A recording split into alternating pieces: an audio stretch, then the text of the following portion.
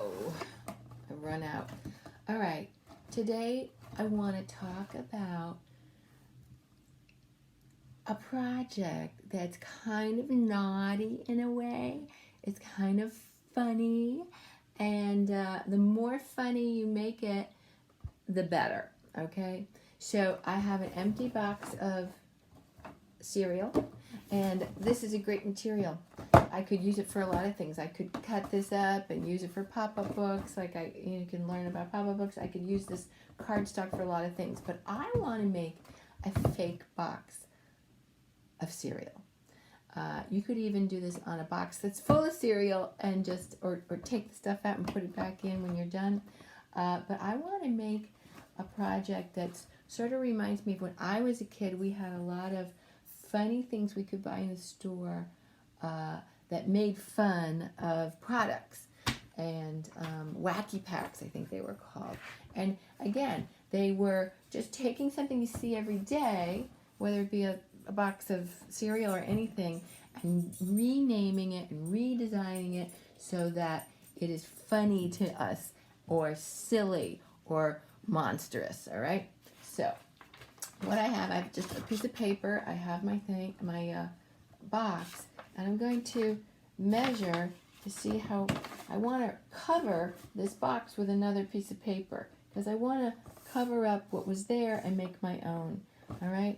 And this is a little bit bigger than that. So, all right. I'm going to lay the paper down. I'm going to lay the box on top, and I can see, let's see if you can see the difference. I'm going to mark along it to cut off this extra. That's all. I'm just making a mark by laying the box on top and seeing the extra. I make a mark, and then I know where to cut it. All right? All right. I'm going to get this spot pretty good. I eyeball it with my scissors. Scissors are like drawing with a tool.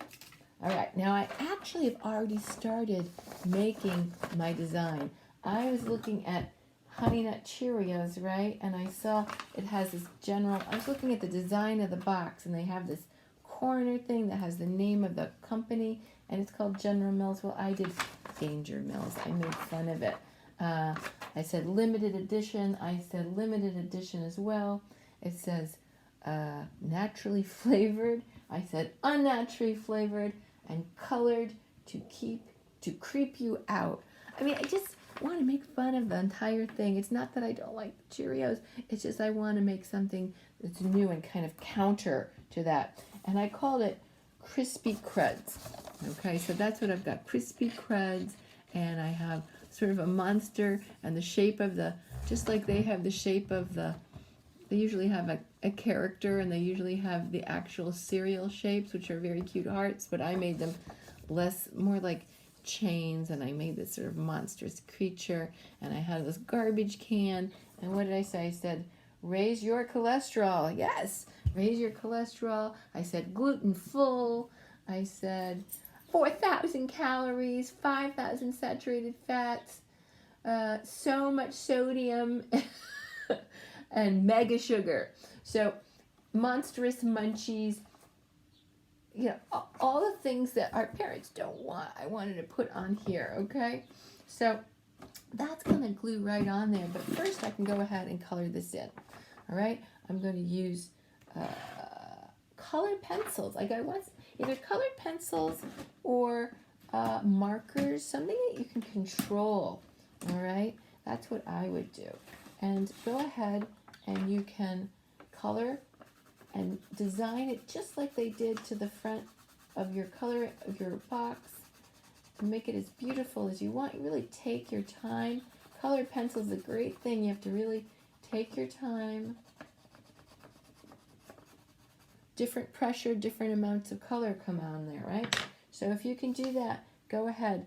Markers kind of go very dark, so I like to use colored pencils for this and really take my time and do all the lettering. Lettering is a really fun thing to learn to do, and I wasn't worried about tiny mistakes or anything. I just wanted to have fun with it. So go ahead, have fun, design one. You can also do it in your sketchbook first. It's a really good way. And I also came up with other funny names. I said Mushios, Crunch Squids, Iron Oreos, Creepy Flakes. I mean, these are all things that you can plan out in a sketchbook or in any notebook and be ready to go then when you take your full piece of paper. Because when you're ready, I think we're going to glue this right on here now. That's what I'm going to show you. So once you've got it all finished and you want to glue it on, that is a good thing to do. And I'm going to look for my glue wall. And you know I love glue so much that I'm just going to take the top right off. It was coming out before, but I think I want to spread it all over here. So I'm going to put a little blob out there. You can put newspaper down if you're worried about it. What I sometimes do when I spread is I get a scrap of a tag paper or a piece of junk mail that's thick, and I use that. I use a flat edge. It can even be a plastic card or something, and I'm going to spread it on like so. I won't waste any of it because it's going to spread nice and evenly. This is the fun part, actually. I like making the jokes, but I also, you know, I like spreading glue more than anything. And you can get a lot to spread out with this flat card. It has to be, the edge has to be perfectly straight though. So as I get to the edge, let's see, I get it right to the edge, and it's really easy to do this because the box stops and so the glue stops as I'm spreading it. I'm just pushing it along, right? It's a great way to spread glue.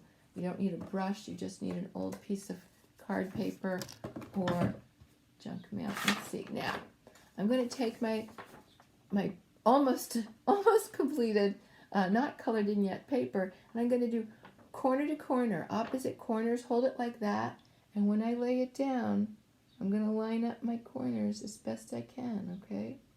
And it should fit. If it overlays a little on the edge, you can always wrap it around. You can always wrap it around. There's really no mistakes in this.